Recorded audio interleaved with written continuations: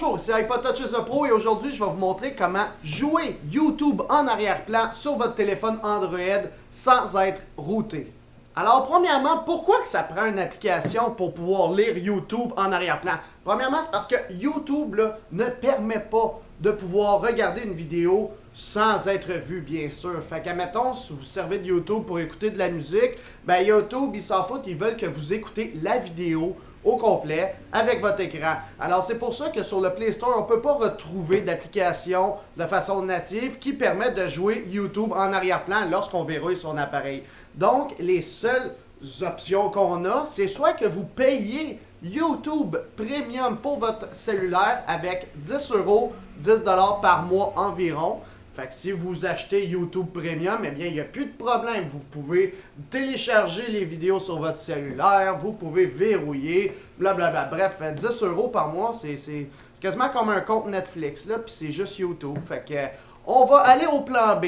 Le plan B que je vous propose est une application qui est disponible sur le Play Store et qui vous permet tout simplement d'écouter YouTube dans une petite bulle qui va être sur votre appareil. Comme ça, vous pouvez aller dans des jeux sans problème. Et sinon, ça permet de verrouiller l'écran, en fait d'estomper l'écran pour sauver de l'énergie. Alors, le nom de l'application est, attention, attachez votre tuque, réduire pour le jeu YouTube en arrière-plan. Alors, ça fait un méchant gros titre, là. Puis, ben c'est ça, c'est l'application qui est sur le Play Store. Donc, je vais vous montrer sur mon appareil comment l'application fonctionne, puis c'est quoi ses fonctionnalités. Alors, c'est parti. Pour obtenir de l'application, bien sûr, vous allez sur le Play Store de Android. Par la suite, en haut, vous allez taper « Réduire YouTube ». Parce qu'on ne va pas écrire le titre au complet parce que ça devient longtemps. Alors, bien sûr, je l'ai en anglais, mon cellulaire. Donc, c'est « Minimize for YouTube Plain Background » qui est « Réduire pour le jeu YouTube en arrière-plan ». On appuie dessus. Tant que vous avez le petit M là, avec les petites flèches, c'est cette application-là. Fait qu'on fait « Installer, confirmer ». Une fois que c'est installé, vous allez avoir une belle petite icône qui est écrite YT pour YouTube Mini. Donc, on s'en va dessus. La première page, c'est comme YouTube. C'est les recommandations, les top vidéos, etc., etc. Fait que vous avez ça ici. Par la suite, la section Search, à laquelle vous cherchez votre vidéo YouTube, là, que ça vous tente d'écouter, ou votre musique. Puis les My Vidéos, eh bien, c'est ceux que vous avez joués récemment. Puis vos playlists, vous pouvez créer des playlists. Admettons que vous écoutez beaucoup de musique, eh bien, vous faites votre playlist de musique et par la suite, vous pouvez mettre ça en shuffle, etc. Bref, c'est une application qui est aussi complète que YouTube pour pouvoir écouter de la musique. En haut à droite, c'est des options pour utiliser seulement l'application en Wi-Fi pour pas gober notre 3G ou LTE. Moi, je m'en fous personnellement. Only Music Video, ça va activer la recherche pour seulement trouver des vidéos de musique. Ça va pas être comme iPodTouch Pro par exemple, parce que je fais pas de musique, moi je suis pas DJ. Puis le Default Video Quality juste en dessous, ça vous permet de sélectionner si vous voulez vos vidéos de qualité low, medium ou high, qui est petit, moyen, grand, par exemple. Alors on revient en arrière. Search. Alors là par exemple, je vais taper iPodTouch Pro pour vous montrer comment ça fonctionne. Alors iPodTouch Pro, j'appuie sur une vidéo. C'est comme YouTube, là, c'est... Bonjour, ici iPodTouch Ouais, ben là, je vais l'avancer un peu. Fait que, tu sais, c'est comme YouTube. Vous pouvez avancer, reculer, faire play, pause. Vous avez qu'est-ce qui pourrait jouer next. Fait que, si je ferme l'application, par exemple, je vais baisser le son.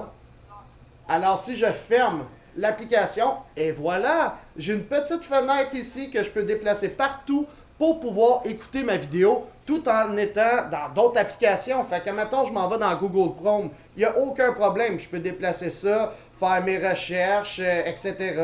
Tu sais, je décide ce que je veux faire tout en ayant le YouTube que je déplace où est-ce que je veux. Fait que c'est le fun. En même temps, je peux regarder du coin de l'œil la vidéo puis faire d'autres choses sur mon cellulaire. Comme jouer à des jeux, être sur Facebook, être sur Instagram, etc.